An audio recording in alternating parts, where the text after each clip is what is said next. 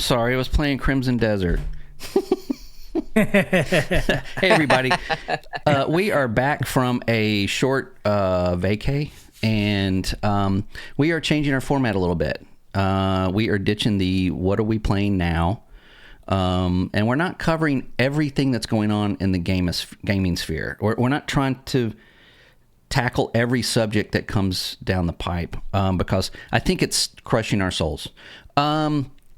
So we're going to get back to what we did this podcast for in the first place. We're going to talk about gaming itself and what matters to us as hobbyists, as enthusiasts, and more importantly, consumers. So we don't answer to anyone, and we're going to keep it that way. So to get us started, I'm Scott. This is David. This is Liam, and let's catch up with what's been going on. Though we haven't seen you in a couple of weeks.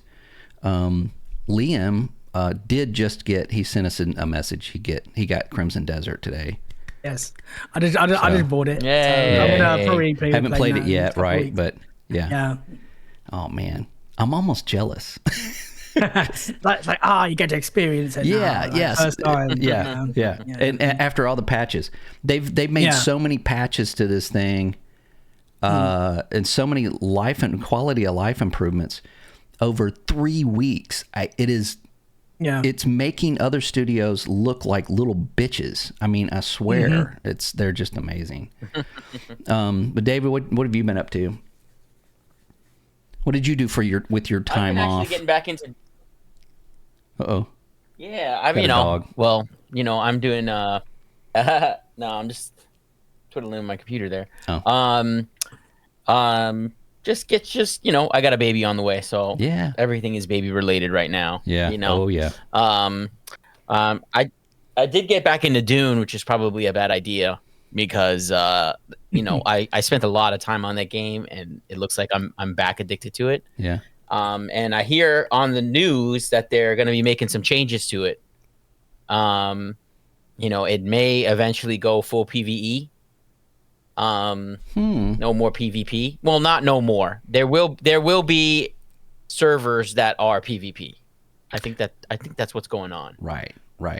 So, and I think what was interesting in some of my findings was that like 80% of the player base that sticks around to play Dune is PvE. Right.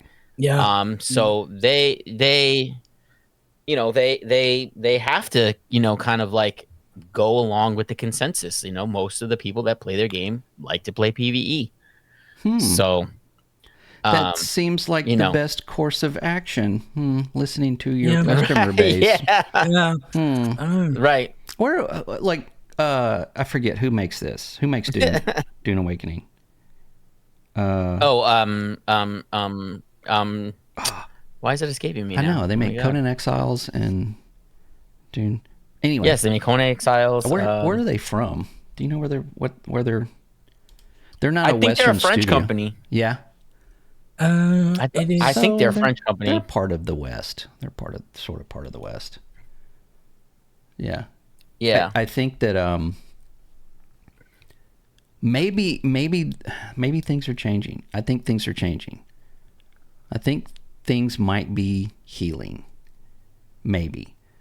Crimson Desert, again, I'm going to harp on Crimson Desert for a little bit because it is blown up. It started off as this, oh my God, I don't know what this is. This is weird. I don't know, and blah, blah, blah. And now everybody is playing it. Everybody is loving it. The more you play it, the better it gets. And it doesn't, there's no push for any kind of ideology or anything that the West tried to do several years ago. They just made a fun game and people are buying it. How about that? Who would have thought, man? Just make it a fun game. Just make it fun, right? Yeah. So hopefully a lot of these other studios are going to start to look at that as maybe winning back some customers that they might have left, making games that were over monetized or anything like that. So awesome stuff. So to stay in some kind of positivity, I wanted to also announce that in my 2 weeks, I launched another podcast. It's not game related. It's a solo venture. And I've got a teaser right now on Spotify. It's audio only. It's called Paralogic. And the first episode will drop this week. And it is, nice. It's something I've wanted to do for a really long time. And I just, it's one of those things where it's like, it's got to be perfect. It's got to be perfect. It's like, it's never going to be perfect because it's coming from me. So, I'm just going to have to put it out there. So, I launched the teaser, and so go check it out. It's a take on the paranormal that I haven't found anybody else doing or anybody else discussing. So I'm going to tackle it and see where it goes. So we'll see what happens. When I'm rich, like 3 weeks from now, I'll still do this podcast. So, I'm not going anywhere. I'll just have like a golden microphone and I'll do it from my garage in front of my Rolls Royce, like some people do. But anyway, but that's what I've been working on. But yeah, and in the interim too, much like you guys, I kept up with all the gaming news and everything. And good God, man, if you step back from it and just see what the zeitgeist of gaming is, it is just extremely negative. Even when it's positive, you got a great game like Crimson Desert out, everybody's loving it, but you got the games media going, I don't know about this. This is a 6, this is a 7. It's not great. It's trying to be this, it's trying to be that, all that kind of stuff. So David came up with some great subjects that we want to tackle, because we want to talk about gaming. We want to talk about why we game. We want to talk about what we love about gaming. Everybody else is tackling the news items, and they can do that. We'll probably tackle stuff as it comes in. Obviously, in June we're having the big reveals for all the games for Xbox and summer games. We'll probably tackle that. And what's up? I don't know how to say your name. Vengeance Since? I don't know. I'm not good at names. Yeah, I'm like one of those people who's like, I'm like behind a car looking at their vanity tag going, what is this? There's an I in there? But is that a, are you guys like that?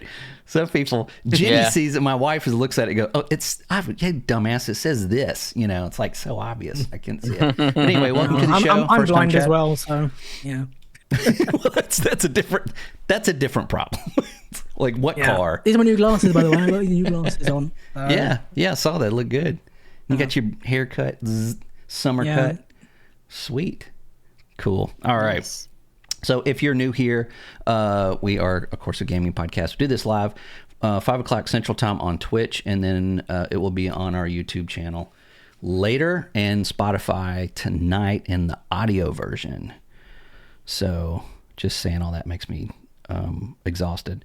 But anyway, David came up with some subjects, and I picked one out, and I thought this was really cool because even though I'm the only one, David, you didn't get Crimson Desert, right? You haven't been playing that?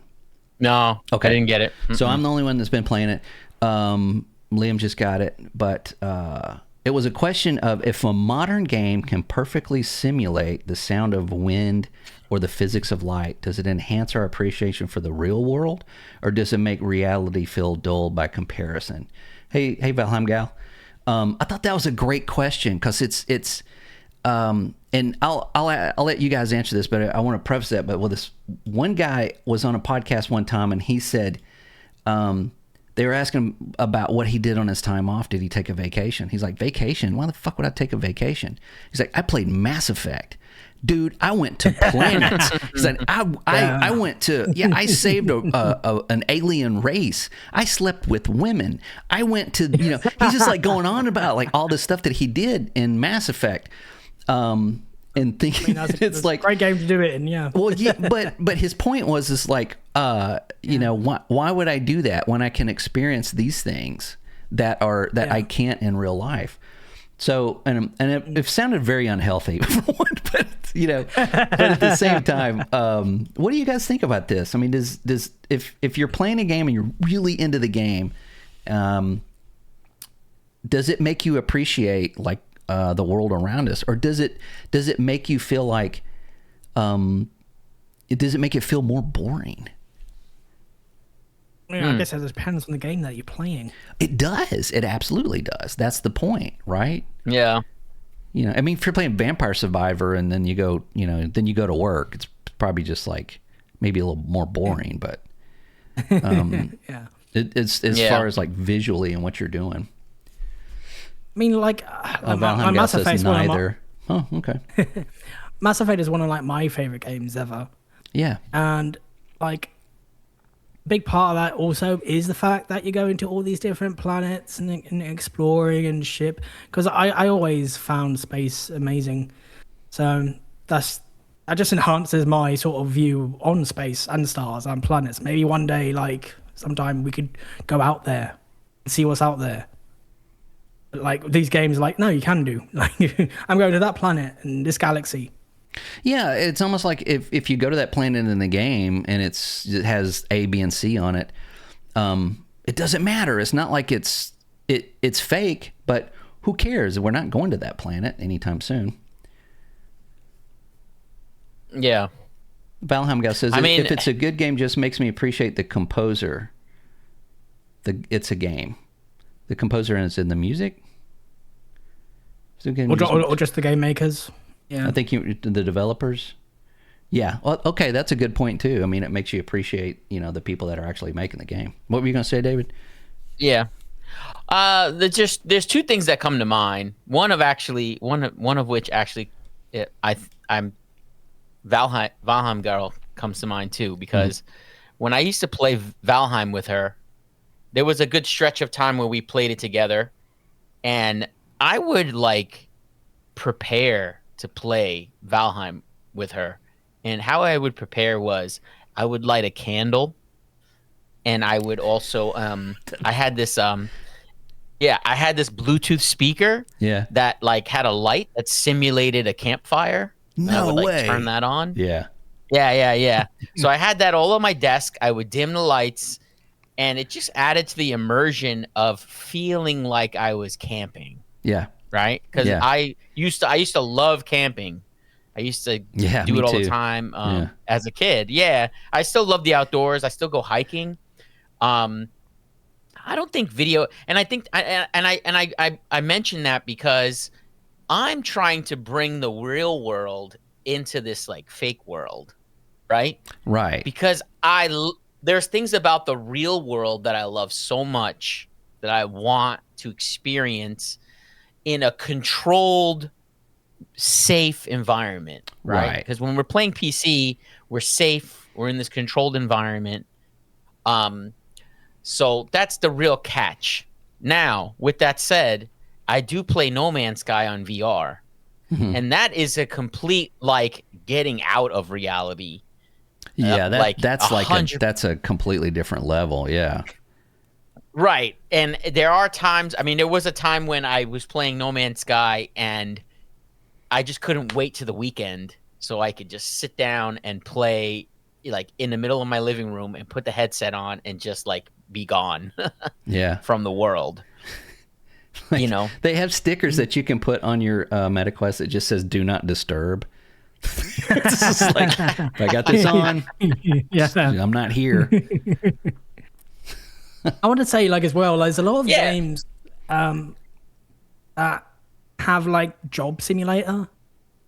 Like, hey, this is power wash simulator, or cleaning up simulator, or organize this house simulator.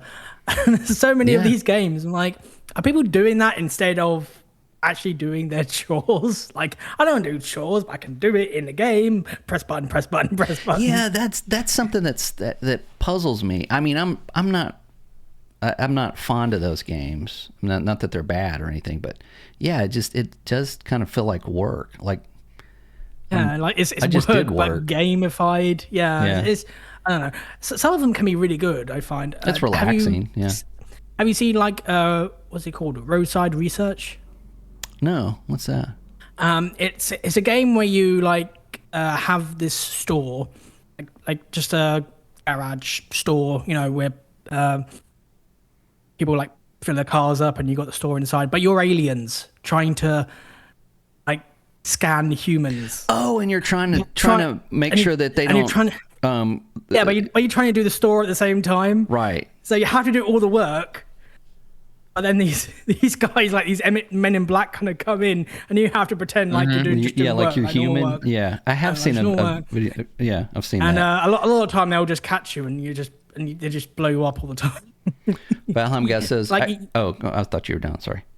Oh no, sorry. Like you respawn, but yeah, you just get shot and you blow up and respawn. Well, because you're an alien, right? Yeah. Valheim Gal says, I guess when I don't have to turn the effects and music down or off, I guess I do realize that they got it right. PAX Day does a great job making you feel immersive. Yeah, I would say that. There are games that, with the music and the sound effects together, definitely add to that and add a layer to that is obviously we don't get that, when we're just, walking around in real life. Skyrim, of course, is the perfect example of having the environment, the weather, the music all coming together to make that immersion, that where you feel like you're there instead of playing a game. Yeah. But I don't know if Liam or Scott brought it up about the simulator games. But the only one I've ever liked really was Car Mechanic Simulator 2021, and I just thought it was hilarious because my wife and me we were playing that game like hardcore, and I remember like fixing my car, and she's like, "Oh, there's the oil filter," and I'm like, "How do you know what the oil filter is?" And she's like, "Oh, that's the Car Mechanic Simulator," and I kind of felt like. I kind of felt like that's what that game is for. It's like educational, and I think they can be educational as well. Yeah, stuff like that. Yeah, or like it's Car Mechanic Simulator, PC Building Simulator. Yeah, Electrician Simulator. Yeah. Right. I mean, I don't know how much you're learning from Power Wash Simulator, but I mean, I think that's more of a cozy kind of, Yeah, there's a cozy thing. Yeah. It just scratches an itch. Yeah, it does. It's kind of weird how it's like satisfying. It's like I'm just cleaning up. A friend of ours was really heavy into that for a while. Yeah, some of them can be like really addicted to it. Yeah. It's like I got to fix my car. I got this car that just came in. It's got this issue. I'm like, but I also wonder, like, what if you're on vacation, what if you're on vacation, you go to a farm to like, a farm stand to like buy an apple pie or something, and then you see this guy's tractor and you like, oh, what is that? The JCL 300 right. John Deere? And they're like, how the hell do you know that? And you're like, oh, farm simulator. Farming simulator. A lot of simulators do have that aspect to them. I don't know, say like flight simulator or car driving simulator. There are proper simulators, not just games, but full-on sims to actually get you to learn to drive or learn to fly or learn to do a lot of things. It's not just the game on your Xbox. They have proper setups and everything. Yeah. I was talking to somebody. I was at work at a customer's office, and I was talking to tech support, and they needed some number or whatever, but it was all letters. So I was doing, it was like whiskey, tango, delta, giving all the letters. And the guy that I was talking to, he was like, "Oh, are you ex-military?" I'm like, "No, I'm ex-Call of Duty, man."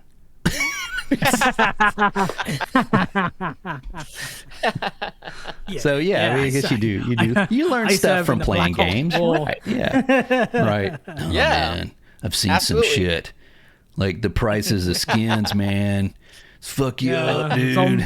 Zombies everywhere. Right. It was horrible, man. Celebrities. Oh my god, Jesus Christ, this is terrible. You're like, I did kill people as Nicki Minaj, but I never been in any real war or anything. Right. That's military-ish. Yeah. I just I think it's funny because like as we said, I mean, it's like we're trying to bring the real world into this world, that we're this fake world that we're in. Yeah. You know, because the real world is still amazing, like despite how terrible it is most of the time. There are some things that are just amazing that we cherish. You know. Yeah.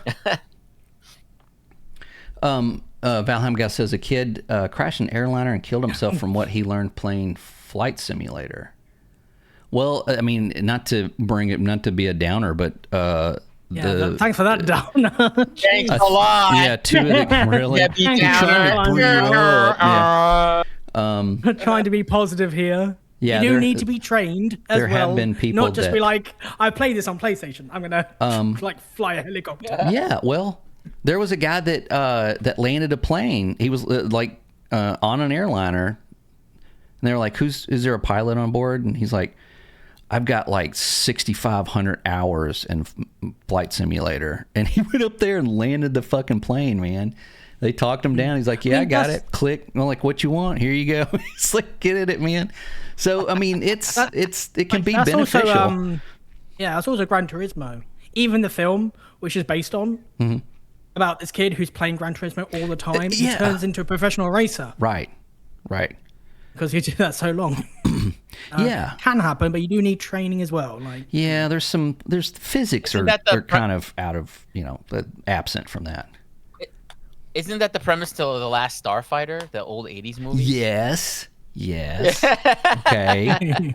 But I mean, but in a better, more fantasy type, setting. Yeah. I mean, that's more plausible because you're in space and, But yeah, that was it. Yeah, he was like the top player, and they came and got him and said, "We need you. We need you to save our planet." So, man, who didn't like? When did that come out? I was probably like 9 or 10. Every time I went to the arcade, I'm like, "Ha ha ha! They watching? Look how good I am! Come get me, please, dear God, come get me." Valheim Gus says, I think the world is amazing too. I think it's nice how a lot of games try to create the best of in their games. Yeah, in the games. Yeah. Are you driving? You're not driving, are you? I hope you're not driving. But I mean, like you do have that like controlled world though. Like David said, like you can make it good, you can make it bad. It's like that's your sort of choice, and it can be cozy for you. Whereas in the world, you can, it does depend on like external factors of if you have a good time somewhere, if people make it a good time. You can have a great time visiting places, but also you can meet, horrible people outside. It's like, I don't know, I want to go home now. So. Yeah, well, I mean, I think that has to do with experiences too. I mean, I'm older, obviously. My kids are grown. I have spare time now. I have time that I didn't have in the last, like 25 years. So gaming for me means a little bit more than it did before. But if somebody's, younger and just kind of get out in the world, it's important to go out in life and experience things. Yeah. And not just stay home and play video games. I mean, as awesome as that sounds, you need to kind of get out and experience things and, for yourself. And learn. Not everything's going to be great, obviously, but so doing this in lieu of actually getting out of the house, probably not the healthiest thing. But at the same time, I do find that I think that for me personally, growing up playing video games was because of I found the real world just fucking boring. I mean, just honestly, I was one of those kids that was just always thinking, always imagination, always, always doing that.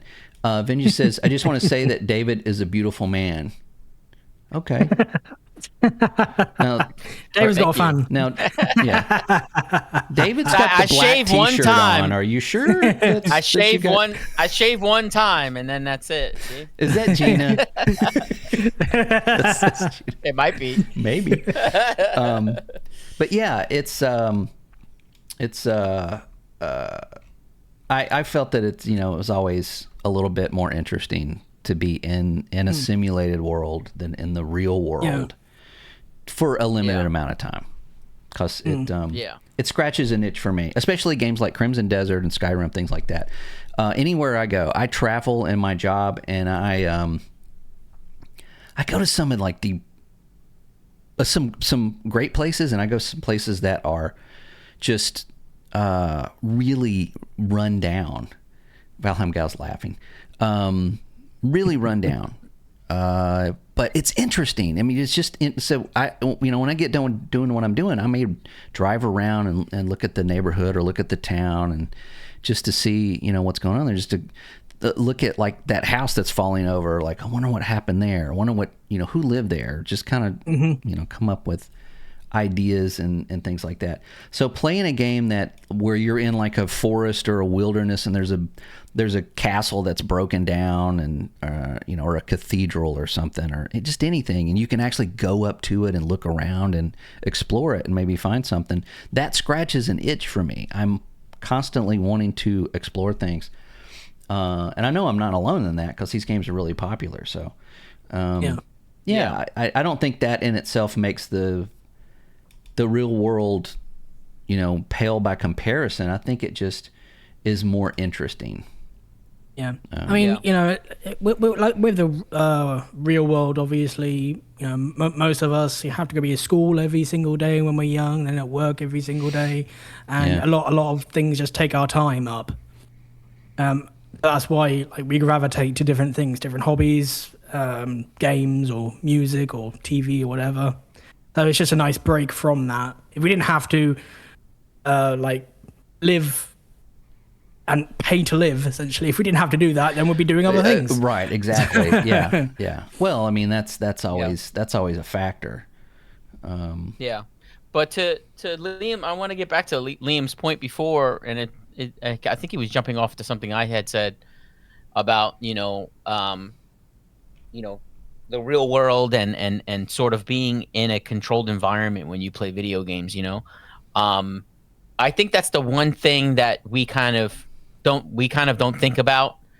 It's kind of the one variable about playing video games that really doesn't get probably any sort of discussion or recognition, and that's just you being in whatever your safe space, and it may be quiet, or you may be able to zone out, and the real world is kind of like gone. And you're in this, which is why I think personally, when you're having somebody's giving you somebody's griefing you in fucking GTA, or somebody is cursing you out in Call of Duty, and they're saying all negative things about your mom. Like, if somebody is like ruining your game, like that, it's like I came to this game to get out of those kinds of things. I came to play a game and feel fulfilled and enjoy myself, and you're ruining that. And the truth is like that happens all the time in the real world. You have social experiences. Like a perfect example actually is today I was talking to a coworker who just hates working with this one person, and I was like, why do you hate working with this person? Oh, because he said something to me back when I was doing this one job, and he was lying. It wasn't true that he said that. And I was like, back when you had what job? And she said the job, and I was like, that was like 2 years ago. And she's like, yeah, and I'm like, you just holding on to grudges. Yeah, just let it go. I'm not holding on to grudges. I'm like, just let it go. But you know what? The thing is like being around that person is she's holding grudges and she's getting angry, and being around that person, it's like she wants to avoid it. She wants to get away from it. Right. She doesn't want to face it. But in a video game, in a controlled environment, the challenges that you face in the video game, you might be more inclined to look at them as challenges and actually do them. Whereas in real life, these obstacles in your life, you don't view them as challenges. You just view them as like things that are like a pain in the ass. And you just want to like avoid them and get rid of them. Right. So the dynamic is really different. When you're in a controlled environment, you might actually look at some of the things in your life as challenges, just something to get over. I wanted to try to tell her, like, listen, maybe one day you could actually work with this person. But you got to figure that out. You can't just be like, he's not going to be nice to you and you're not going to be nice to him all of a sudden. It's going to take work. It's going to take effort. It's going to be a challenge. But you should look at it as a challenge, like an obstacle that you have to overcome, and not something that you have to run away from all the time, you know? And I think video games are definitely one of those things where it's like, you know, it's like any other hobby. It's like a challenge. Like, how do I fish? How do I get fish? You know, what's the best bait? You know, what's the best rod to use? What's the best fishing hook? You know, and then you start to get better at something, and then you start looking at these things as challenges, and then you feel better about yourself. Yeah. You know? So, you know, I just wish people would just like learn more. You know, don't use video games as an escape. You use it as a thing that, like, you know, to teach you something about life, I guess. Yeah. Well, I mean, I think there's nothing wrong with it being a bit of an escape, and I think you can do both at the same time. But I agree. But you touched on something that is critical. A lot of these games that we're talking about, the majority of them are single player games, right? They're not multiplayer games. They're not something that's like, you know, it's like, man, after a long day of work, man, I just love playing Rust. And, you know, just having like 8 people show up at my house. That's for the sadomasochist. Right. The sadomasochist. Yeah, exactly. It's like Michael Myers and Jason are sitting home, you know, playing Rust on an Xbox, you know, because it's their favorite game. Those are the people with nipple piercings with chains on. Yeah. Yeah. but I think that is, you know, if you play games like that, or just multiplayer in general, I mean, they, you know, you can count like for Battlefield and Call of Duty or any of them, anything that's, you know, especially Marathon now, you have that interaction with other people, and they're not positive. You know what I mean? Yeah. I mean, it's like you're not having a positive interaction. Some of them you can if you have a teammate or something that's like really cool. If you get good teammates, they can be really positive. If you're just playing against each other, then you probably won't. Right, but you're still interacting with that opposing force, and that opposing force is sometimes it's like, you know, you come home and after dealing with people flipping you off in traffic and your manager yelling at you and this and this, and then you play something like that, and it's you're not getting an reprieve from that. You're not getting you know, a break from that kind of negative influence. So I mean, I think that's like, if you've got a job that's super stressful and you got or a life that's just super stressful, and you can sit down for a couple hours and play something that kind of takes you away from everything, I think it's mentally, I think it can be beneficial. If you have the same situation, you're coming home and you're playing, you know, Fortnite or you know, anything that's, you know, well, I mean, any multiplayer game that can be quite hostile, you're not getting a release from it. You're just kind of exasperating it. So, I think this is like a 50-50 kind of subject. I think it can be very beneficial, or it could be keeping you from having real life experiences, or it could just be making you hate people more every day. Yeah. I mean, everything in our life is always like moderation, and, you know, what we do in our good moods and what we do in our bad moods. Yeah.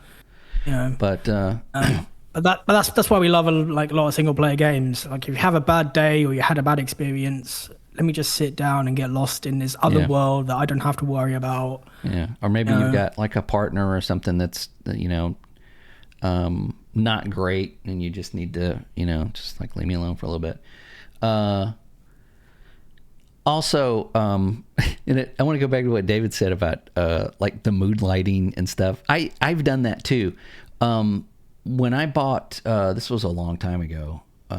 When I bought, hey Belheim Gal, hey, who are you talking to? Anyway, I bought Daggerfall, and that was like the most like immersive game I think I've ever played up until then. And I did the same thing, man. I tried to make my office look like a tavern as much as possible. I lit some candles, I'd turn down the lights, and it was just like just kind of creating an environment to go into that situation. I've probably done the same thing with Skyrim, but when I played Skyrim, when it came out, it was on Xbox. So I was in the living room. There wasn't really an opportunity to do that, but I like that. I'm gonna look up that light you got that simulates a fire. That sounds pretty cool. I'm gonna put it like right in front of me under my monitor. I will say it was I got it as a gift from a friend. Yeah, and it was absolutely like a CVS, Rite Aid, 99-cent store. I'm cool with that. Did it make sound though? So it was like a Bluetooth speaker, right? And it was like a lantern, and the top of it was like a Bluetooth speaker. Okay. It never really held a charge for that long, so I had to keep it constantly plugged in. And the Bluetooth part didn't really work all that good. The speaker sounded like shit. Yeah. Just the light itself, just like flickered, and it had the right sort of like hue to the light. Yeah. And it would just flicker, and it just really felt like a campfire. Like if I wasn't staring at it and it was just kind of like glowing on the side of my face, I was like, it feels like I'm at a campfire. And then, you'd be in the Valheim shed or not shed, but mansion that Valheim girl would make. And it's like, there's a fire going, and you're just kind of like, Yeah, kind of adds to the mood. They have light bulbs that simulate like a lantern, like you just screw it into your lamp and it like fire. Like I'm gonna get one of those. I've been listening to tavern. Okay, I'm nerding out here, but I found a playlist on Spotify that's like tavern music. Like role playing like music, but it's like if you were in a tavern, and some of it's really good. It's like, so I was listening to that the last time we were playing Valheim. I was playing that playlist, and it fit really nice, even though there's no taverns there. But I'm sure Valheim Gal can build one. It reminds me of something, because like when I was playing Sea of Thieves. Yeah. What I would do is I'll get all the pirate songs and different ones. You get a bucket of dead fish and put it like right next to you. And as a crew, we just get the songs on, put the music on, and I would listen to all the soundtracks, all the shanties, and I'd be like, yeah, I'm a pirate.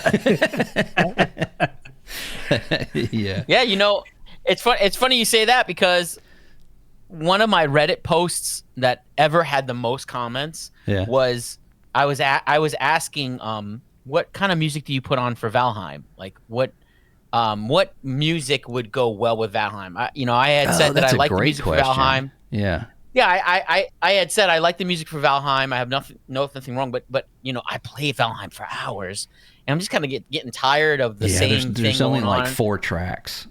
There's not much music at all. So I said, what else do you put on? And so many people had things that they love to put on for Valheim. Some stuff I was like, this is amazing. Like this goes so well with the game. And then some people they listen to the music they like. That has nothing to do with the game. Yeah. But for the most part, I think that happens a lot, actually. People will tailor their outside experience to fit the fake experience that like shoehorn it in. They're being in. Yeah. Right, which is just kind of like adds to the immersion. It's something that the video game people, don't have any control over. Like that's the part that's yours, which I think is really, really cool. Yeah, I played this. You probably never heard of it, but it's a game called Rune. It came out years ago. It's probably like 1999, something like that. It was the Unreal Engine, and it was third person melee combat, and you played a Viking, obviously. But the Viking looked unapologetically like Arnold Schwarzenegger. And I love that game. And it had multiplayer. Like you could cut somebody's arm off, and it wouldn't kill them. And you could grab their arm and beat them to death with it. And then you could cut their head off and then grab it, and then when they respawn, you could hit a button and hold it up to them. and then throw it at him. What and happened do in this damage. game? It's still around. I mean, I still got it. You could still play it, but God, it was amazing. I had a cousin that has never played a video game in his life, and he was like, "What is that?" And I said, "It's called Rune," and he went home and immediately bought it and played the shit out of it. But it's this action adventure third person game that you play a Viking, and it's really. I mean, back then it was really good. It came out on PlayStation 2, I think, as well. To a lesser degree, but it was. I just saw on Steam. There's got Rune Classic on there. Yeah, that's it, Rune Classic. But there wasn't a lot of music in it, so every time I played this game, I just rolled the Conan the Barbarian soundtrack in the background, and it's just. And now when I hear that soundtrack, sometimes I don't think of the movie. I'm thinking of playing Rune multiplayer, chopping somebody's head off, and then picking it up and throwing it at them when they respawn. So yeah, You know, it's. Go ahead. No, I was just gonna say it's so funny that you say that, because there are songs that I listen to that I immediately think of the game. Yeah. So back in the day, I can't remember. I think it was the original Xbox, the first Xbox, the big one. Yeah. Right? That one had the ability to put songs straight, rip the songs from the CD, put them into the Xbox, and then they would play in the game. Yeah. Right? That's what I did. Yeah. Now, right. But it did it better than any like way now that like if you put on Spotify, okay, it's just gonna play, right? And you're gonna play the game. This Xbox would literally substitute the music that you put in with the music for the game. So the music isn't playing all the time. You hit the start button, you pick your level. As soon as the level starts, that's when the music starts. Yes. Right? Yeah. So it replaced the soundtrack. Yeah. Wow. Yes. And I remember playing like MotoGP, right? Like a racing game. That's a great game. Right? Yeah. And there would be a 5, 4, 3, 2, 1 before you start racing. And I had like a song, like a metal song, heavy metal song that wouldn't start. It would start 5 seconds. It would have some kind of like sound, like it was about to like start. an intro kind of thing. Yeah. And it's the intro. And then when that intro stopped and the it was like 1 and the green light went on, it was like, and I was like, yeah, I was like so into it. And then there was another game I used to play where I had this whole album for this band in the game. It was this band called Still Remains, right? And I had this whole album in there, and I lent my Xbox to somebody, right? And they wanted to because they wanted to play this game. They thought this game was pretty cool when I showed it to them. So I was like, you could borrow it because this game is like consuming my life. So he borrowed it, and then he went out and bought the album because he was like, this album is amazing. I'm like, it's amazing because you're playing it with the game. Yeah. And you're listening to it over and over. You're playing these levels over and over, and you're listening to this music in the back, and it's like works perfectly well. I swear to God, if there was anything I wish if I can manifest to bring that back. Bring back the ability. That ability, It's like bring back the ability your own to soundtrack. Yeah. Yeah. Yes, like and let it start and stop when the game starts and stops. You know, I don't know why they stopped that now. I wonder if it's like a copyright thing or it might be a copyright thing. Yeah, I don't know. Well, I mean, who has CDs anymore for one? But but like just songs online is a bit more tricky these days. Yeah, licensing and whatnot. Yeah. I mean, there should be a way, like in the options menu of a game, let's say, to link your Spotify account. Let's just say, right? Mm-hmm. Then you could build playlists around the games you play. Right? Like I had a Valheim playlist. I had like maybe 20 songs. Oh, yeah, on I there. do that now. I do that. I just have it playing in the background on my PC. Right. Right. But it's not starting and stopping. No, it's not obviously going with the music. Sometimes it'll like you'll do something and it will sync perfectly with the music. And you're like, and then it goes to the next track, and it's like, oh, this is not like you're in, like doing gardening, and it's like dun dun dun dun dun, and it's like, yeah, this ain't really. Maybe I'll skip that track. Valheim Gas says I won't mention that to the composer this weekend about it being like four tracks going over and over. And I forgot to mention that ValCon is this weekend. Ooh. Yeah. Oh, Yeah. Valheim will like that. nice. Yeah, she's going to be streaming this weekend, and it looks pretty interesting. I think that if you're a fan of She's gonna be Valheim, you busy. should check it out because the developers are going to be there. They're going to have some kind of interaction, and Nice. I don't know if they'll have an announcement or anything, but they might have some giveaways, so that might be worth checking out. But yeah, Valheim Gal, you're an insider. What's happening? tell us now.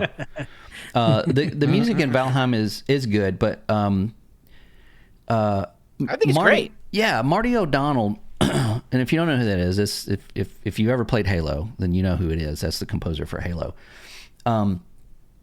He said he called it something. It was basically just basically music fatigue. Like if you had like the reason when you play Halo, it doesn't go dun dun dun dun just constantly, because when you're playing a game, you hear the music, but after a little bit, you don't hear the music. So if it plays same, if you have the same kind of rhythm and the same everything, you stop hearing it.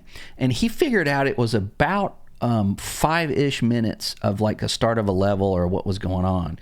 So if you notice in the original Halo, it does have some mood music, but after a little bit, I don't think it's right at 5 minutes. It's probably different for each level, but it drops off. You don't have any music. So there's no music at all. Yeah. So then when it starts up again, it's like here we go. It's building again. And not a lot of games do that. They seem to just have music constantly. And again, you don't, Starfield is one that does that. Starfield has, actually, I don't know if it has continuous music because it is so god-awful boring. I couldn't tell you what any of it is. I mean, I'm not throwing shade at that composer, but the music in Starfield is just absolutely boring. But it does have like peaks and valleys depending on what you're doing, which is a good job. But yeah. Valheim Gus says oh, go ahead. Oh. No, I was just gonna say any great engineer will tell you take breaks. So you can't be sitting there engineering a song and be there like 24 hours, 10 hours, and then have this great sounding song. You got to take a break. You need some silence. To be able to reflect. Yeah, even on an album, I mean, you don't put like all the songs that sound alike in the first 3 or 4 slots, and then do like a ballad, and then all the soft stuff at the bottom. You mix match it so that you have this kind of flow to flow to the music. And there's a science to that. Valheim Guy says, yes, there will be merch and games giveaways. I personally am hoping they drop news about 1.0 because it would be an awesome time in which to do so. I agree. That would be pretty awesome. There is also a huge Viking band that is also providing music. Yes. So there's this band, David, you might know them. They're, I think from Finland or whatever, and they play some pretty like gothic, like medieval style metal. I might have actually seen them recently, like within the past year. Yeah. I just forget their name. I did too. Maybe Valheim Gal knows what it is. I looked up their music. Even their name is kind of epic, but it's Is it Amon Amarth? No. Let me see. I did a search. I'm looking through my search history. Got to search for a whole bunch of crap.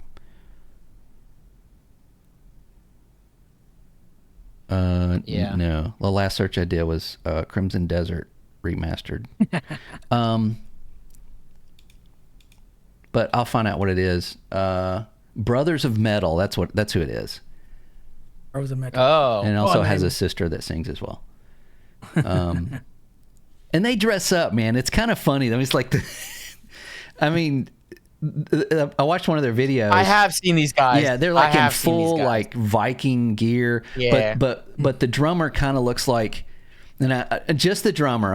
Everybody looks great, but he's kind of like sitting there playing with like this black kind of leather thing on, and it just looks like he's like, I really got to go pick up my kids. You know, it just looks like a dad. You know, it's like a the song needs to hurry up and be over because my kids. I got to take them to soccer. But yeah, they're gonna provide music. It's gonna be really cool. I wish more games would do this. Have these like fan made online conventions. But Valheim is a little bit different because you can actually go into a server and walk around and look at builds and stuff.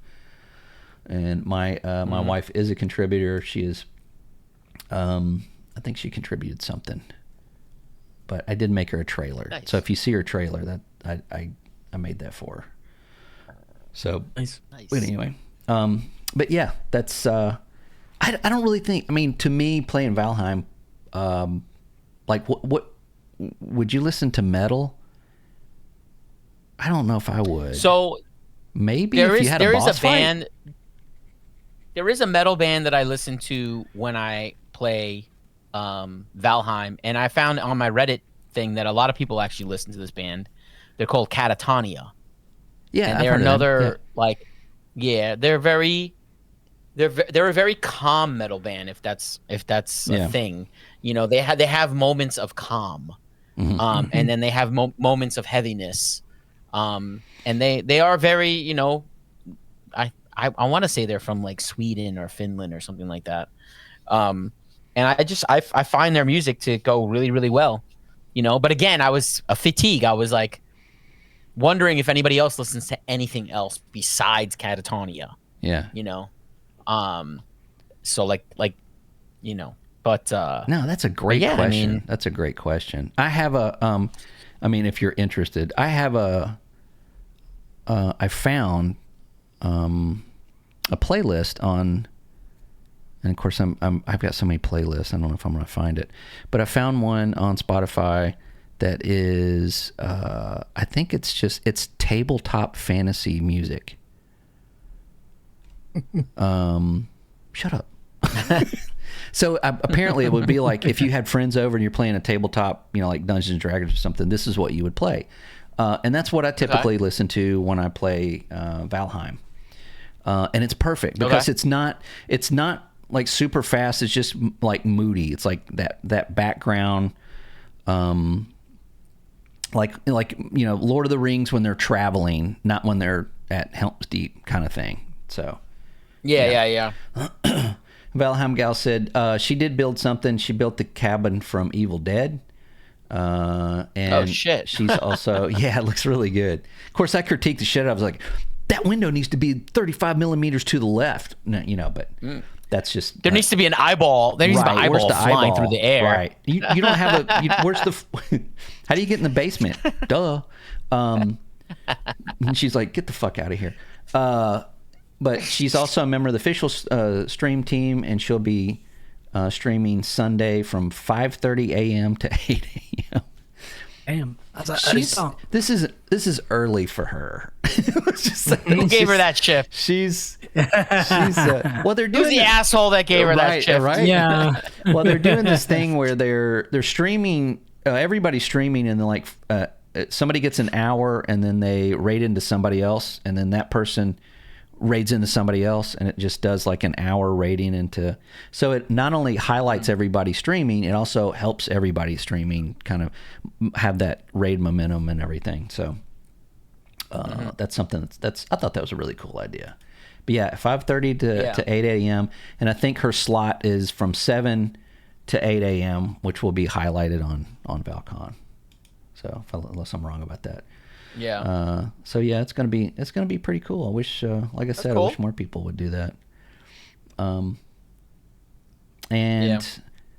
only other thing that I wanted to mention is also, you know, this is live, but later. She gets 2 hours, 6 to 8. Wow, aren't you fancy? If you like the new format, if you don't like the new format, just leave a comment. Leave a comment let us know. On the YouTube page, or even in Spotify. You can leave a comment and let us know. I enjoyed this, talking about something else, especially something that's a little bit more positive in gaming, instead of talking about layoffs, studio closures, and and things like that. Not that we won't do that in the future. If things will come up that will affect us, but Bungie laying off 200 people does not affect us. I'm sorry, it just doesn't. It's just business. It's just business. If you hire a bunch of people to do something and that something gets canceled, it's not good business practice to just keep them, working in the break room, right? So the things that affect us, we're going to talk about. So that's about it. Yeah. And go check out Paralogic on Spotify. And also, again, we will be here next Tuesday, 5 o'clock p.m. Central Time on Twitch live, and then also on YouTube and on Spotify. Our links are below. You can find them on the page that you're looking at. All right, cool. Anything you guys want to add? Nice. No. Is it? Sweet. All right. Okay, well, I guess we're out of here. We'll be back next week. And I'll be streaming tomorrow night on this channel. And are you guys streaming any, or want to plug anything while you're here? No, not streaming. I'm not streaming it. I might start streaming Dune eventually. Okay. Yeah. Yeah. I want to stream at some point as well, but Do it. I'll get that organized better. Yeah, get your schedule. Yeah. We'll post it here. We'll put it on here and put links to everybody's page and everything, so you can keep up with this. So otherwise, be nice to one another and get out of the house. It's nice outside. Yeah.